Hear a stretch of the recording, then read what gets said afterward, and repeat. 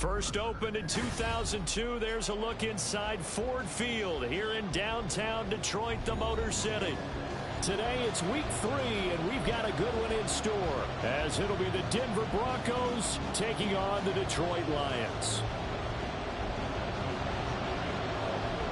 2 weeks have come and gone. It's off to week 3, and we're underway on EA Sports.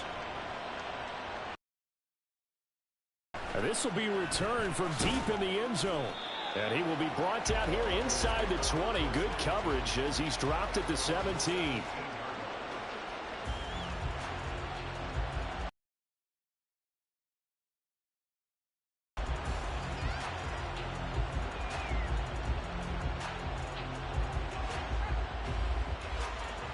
Ready.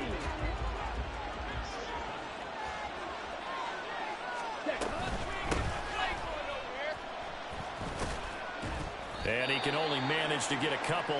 2nd and 8 coming up. Now this defense for the Lions much improved from week 1. They were terrific last week in getting their guys their first win of the season. And as in any game, takeaways are always a big key. They're always discussed on defense. There's an emphasis there. And they came away with 3 interceptions in that game. Working from the gun, Lance. And that is incomplete. So this offense tries to spread the field a little bit and utilize the outside third of the field, especially against man coverage. But that time, the defense was up to the task, forcing the incompletion. An early tough test on the opening drive. This is 3rd and 8.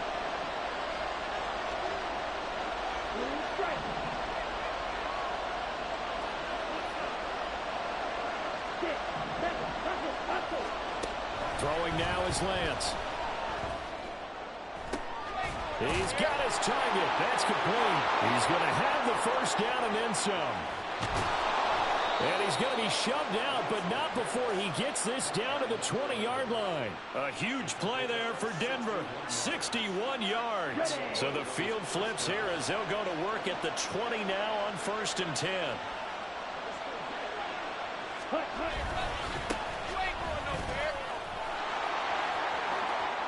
And he'll take it into the end zone for a Denver score. A great effort there.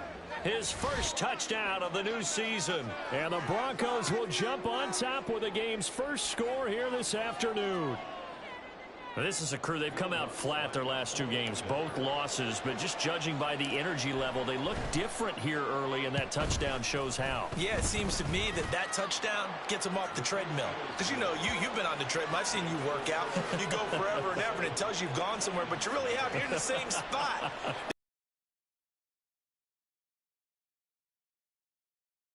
These are good analogies. I run outside sometimes, though. You know, get some fresh air, a little sun on your face. A little wind in there. Yeah, that's right.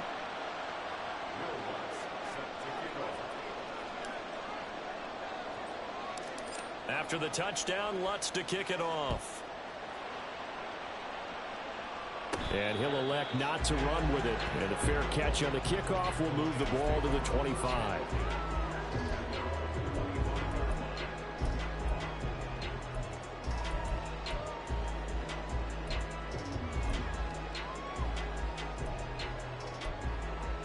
Ready. Ready, Lions. They go play action here on 1st down. And this intercepted on the first play of the game. Picked off by Pat Surtain. And he takes this one back into the end zone. And the Bronco defense has a touchdown. Well, we went from scoreless to 13-0 in a hurry. First, their offense had the touchdown, and now the defense comes through with one. You can't get a better 1-2 punch than that. Follow up a touchdown offense by getting one on defense. If they keep that effort up, you'll take the other sideline out of this one very quickly. And this is no good. Missed the PAT, so they fail to connect, and this remains a 13-0 game.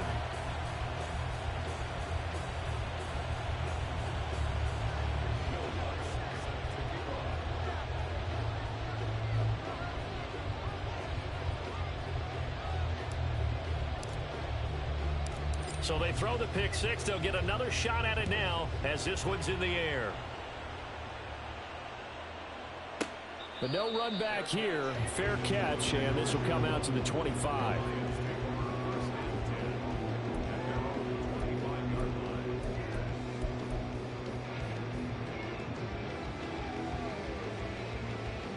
The Detroit offense ready to begin their drive. They find themselves in a good-sized hole here, and a good-sized hole early on in this game as they come up on first down. And they're able to get this one across the 35. So from the 36 now, first and 10. He'll look to throw.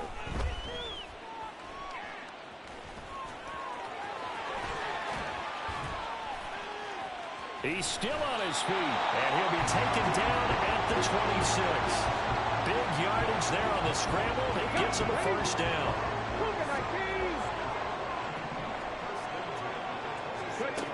Now they'll throw here out of the gun. Nowhere to turn here, and he's going to go down.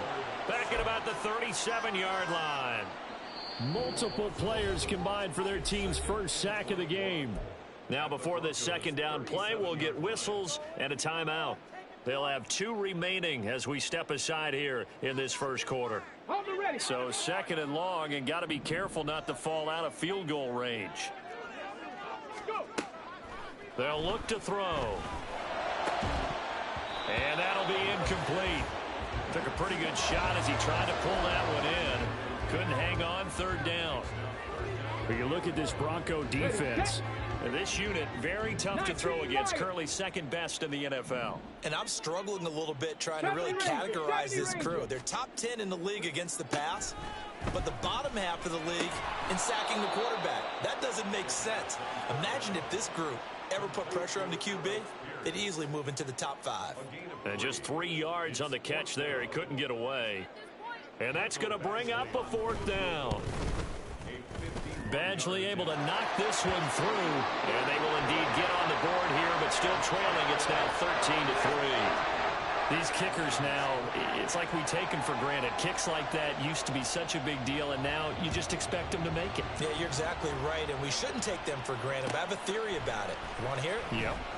They are more athletic now than ever before. Talk about kickers. Trace their backgrounds, trace their histories. You'll find that they were big-time athletes all along, but their kicking was so prevalent that we made them specialists. Well, and now those 50-plus yarders seem easy for some reason.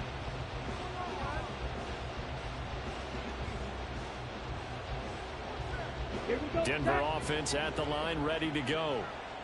This drive here beginning probably with a pair of motivated groups. Remember, the offense scored a touchdown on their last time out, looking to repeat that in Charles's defense. They were very frustrated after giving up 6 the last time on the field. And frankly, it's just a battle of wills in a lot of ways, because you know they're both motivated. They both game plan for this drive, and they both have specific outcomes in mind. To me, it just comes down to who can execute better and which side can step up and assert its will over the other. Now Lance throwing on second down. He's got a man. It's his tight end. That's complete. And they nearly get this all the way to midfield. Mark him down at the 49. That one good for 26 and a first down. And defensively, they were in zone coverage there. Do you have to be a little careful? You're losing, playing against a good quarterback like he is, to not play too much zone? Yeah, you have to be careful about how much time you're giving up. I think it's a good point you just brought up. So maybe if you still want to play zone, you go to a zone blitz scheme, and you can drop anyone out of your defensive front. Defensive end, defensive tackle. It doesn't matter. You just exchange someone to bring more pressure towards the quarterback and still try and cover downfield. Here's second and 10. Play action. Now it's Lance.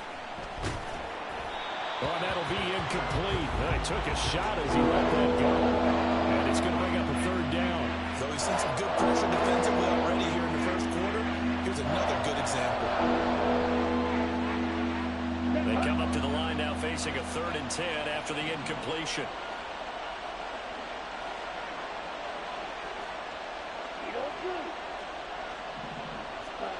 Here's Lance to throw it.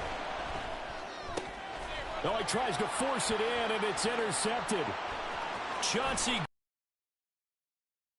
I think this is a situation where quarterback coach in the sideline is going to talk to a signal caller and say, listen, it's 3rd and long, and it's still early in the game.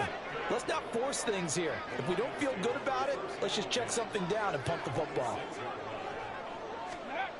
They'll come out throwing here on 1st down. Finds Gibbs on the check down. And he's going to lose yards. They take him down at the 26.